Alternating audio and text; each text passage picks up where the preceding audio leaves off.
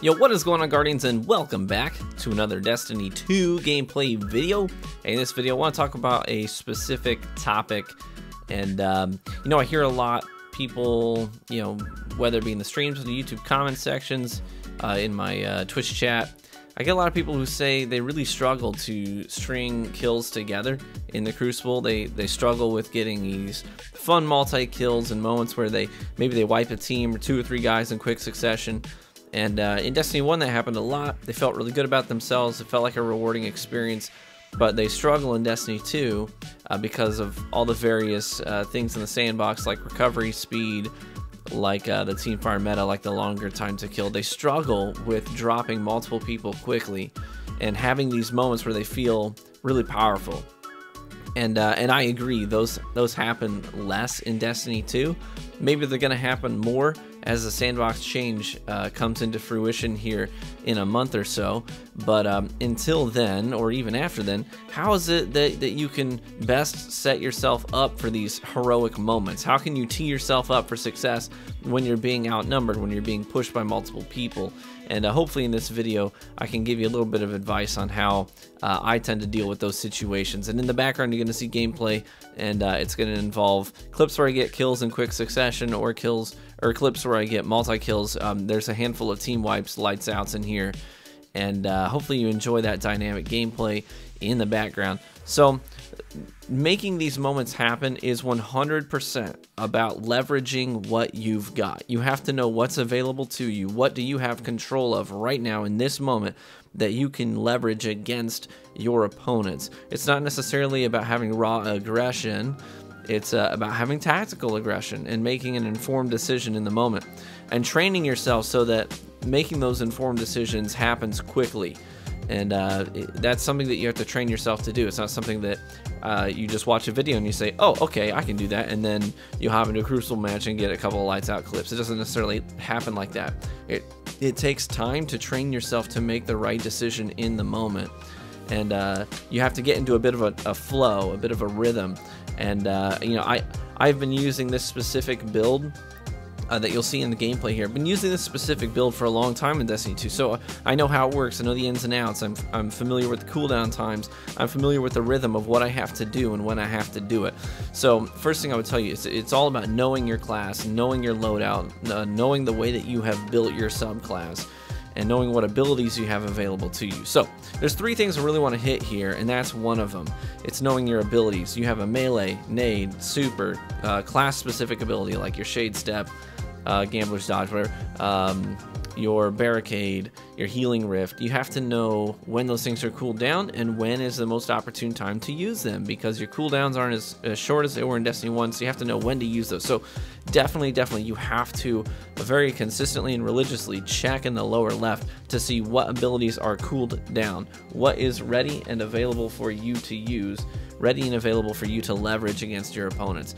And that definitely comes down to knowing your subclass. Some subclasses, I think specifically about the Arc Strider, sometimes you just have to get into this rhythm of knowing when to dodge melee, dodge melee, dodge melee, leveraging the additional melee damage that you're gonna get when you do that.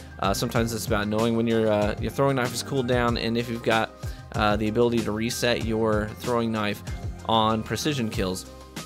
And so you may get into a rhythm where you're getting pushed by 2 or 3 people, and you might think, my best move here is to spray their shields down, throw a throwing knife, spray shields down, throw a throwing knife, and that will condense the overall time to kill on those kills, so you can eliminate them as quickly as possible. It's about knowing what's cooled down and knowing what to do in the moment with those specific abilities, right? And sometimes that's about using your Devour. For me, it's about, with the build that I use, it's about knowing when my melee ability is cooled down and leveraging my overshield and extra melee damage when I get it to proc. So if I'm getting pushed by 3 guys, I know first guy needs to die to a melee. I don't want to just gun him down with my primary or with my kinetic. I need to pop his shields, and then I need to punch him in his stupid face. That way I can go into my next 1v2 with an overshield and extra melee damage, right?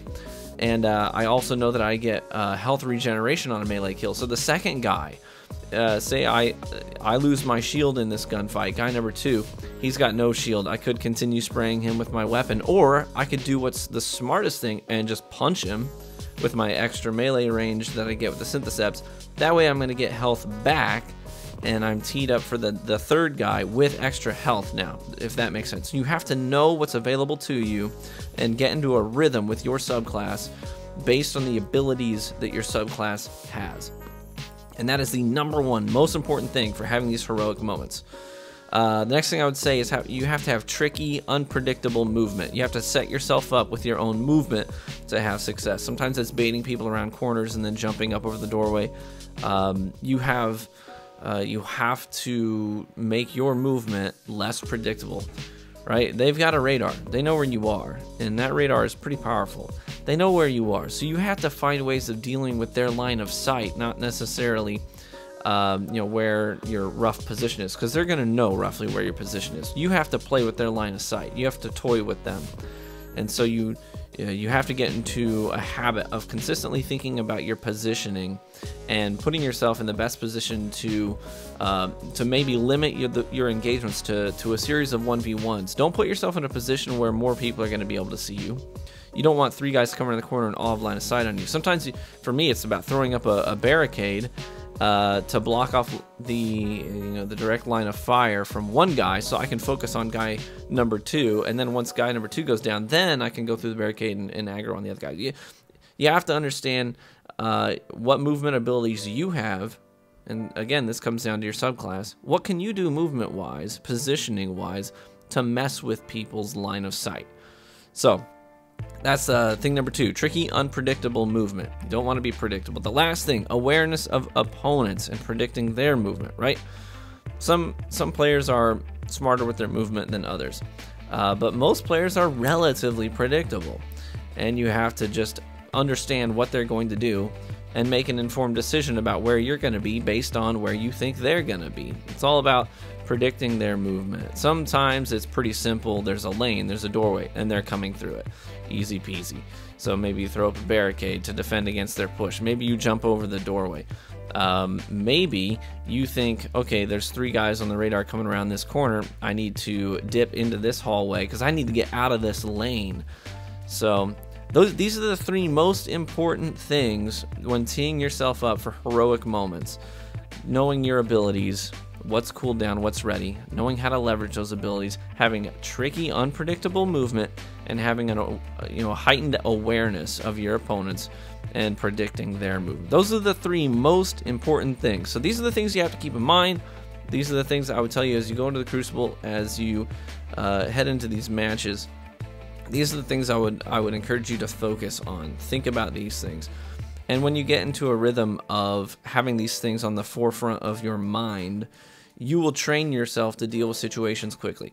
You will train yourself to make decisions quickly in the moment, because you're going to create a sort of, it's not necessarily muscle memory, but it's like a familiarity that you will get with sticky situations. So hopefully that's helpful. Hopefully you can head into the Crucible, keep these things in mind, and end up having some new skills in your tool belt to leverage against your opponents, and maybe get some quick sick clips that'll make you feel pretty powerful. And then as we end up heading into a new sandbox that is hopefully a little bit more dynamic, maybe this will help tee you up for success there too. So thanks for watching. Hopefully you enjoyed the gameplay and my thoughts, and I look forward to catching you in the Crucible.